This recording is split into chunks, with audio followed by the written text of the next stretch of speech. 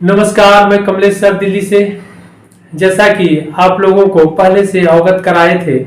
या अवगत कराया गया था कि 26 जून को सीसेट से संबंधित मामले की सुनवाई दिल्ली हाई कोर्ट में होनी है। तो आज 26 जून था और इस मामले की सुनवाई दिल्ली हाई कोर्ट में थी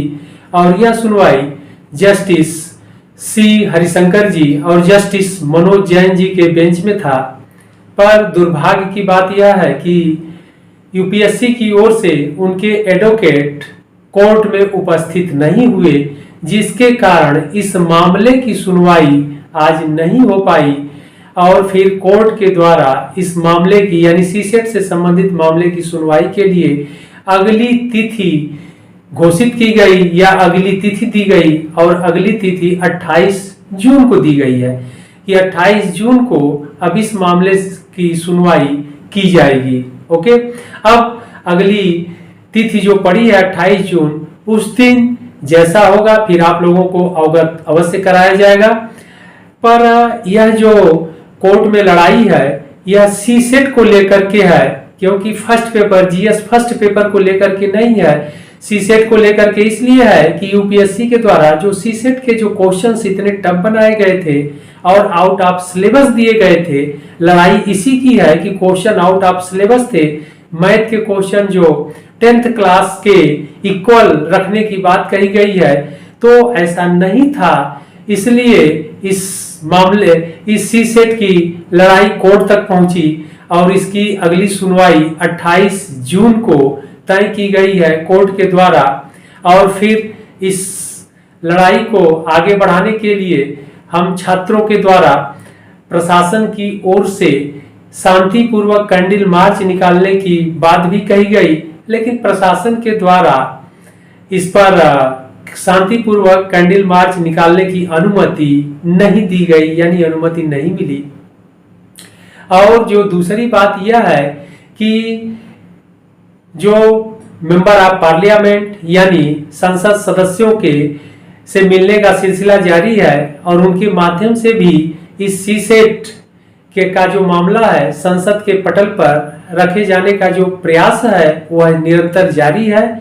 संसद सदस्यों से माननीय सांसद सदस्यों से मिलने का सिलसिला भी जारी है और उनसे यह आग्रह किया जा रहा है कि आप लोग सीसेट से संबंधित मामले को संसद के पटल पर रखिए और सरकार को भी पहल करने के लिए आप लोग दबाव डालिए कि सरकार के तरफ से भी अगर पहल किया जाएगा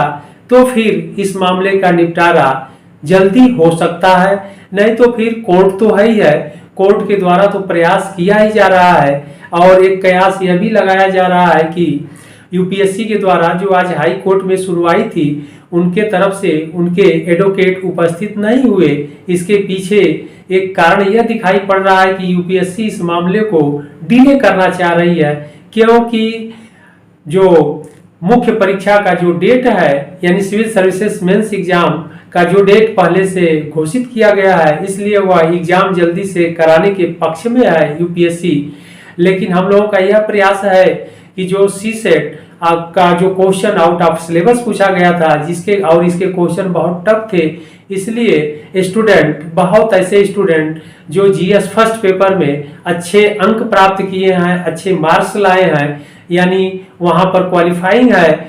वो पास हैं, लेकिन सी सेट में जो 33% लाना था और 33% मार्क्स वह नहीं ला पाए हैं, यानी 33% जो क्वालिफाइंग मार्क्स लाना था वह नहीं ला पाए हैं। इसलिए सी सेट के जो 33% है उसको कम करके 23% पर पुनः रिजल्ट निकाला जाए। हम लोगों का प्रयास यही है कि सीसेट का जो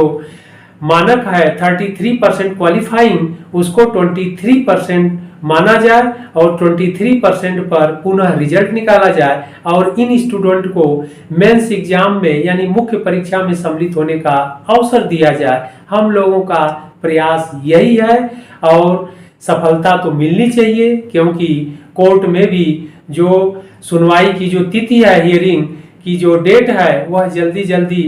लगाने का प्रयास है। क्योंकि एडवोकेट सर से डिस्कस होने के बाद उनका भी यही मानना है, उनका भी यही प्रयास है कि कोर्ट में इस मामले को लेकर के जल्द से जल्द डेट लिया जाए और उस पर सुनवाई हो और इस पर जल्द से जल्द अंतिम डिसीजन आए, जिससे जो इस बार 2023 में जो बच्चे सीसेट के चलते प्रभावित हैं उनको प्री एग्जाम में पुनः क्वालिफाई कराया जाए और मेंस एग्जाम में सम्मिलित होने का उन्हें अवसर मिले। प्रयास यही है। जैसा फिर होगा वैसा आपको सूचित किया जाएगा, अवगत किया जाएगा। लेकिन आप लोगों से आग्रह है मेरा कि आप लोग मेंस का के एग्जाम में की तैयारी में, प्रिपरेशन में लगे रहिए। अगर अवसर मिल जाता है, मिलना तो चाहिए, अवसर मिल जाता है तो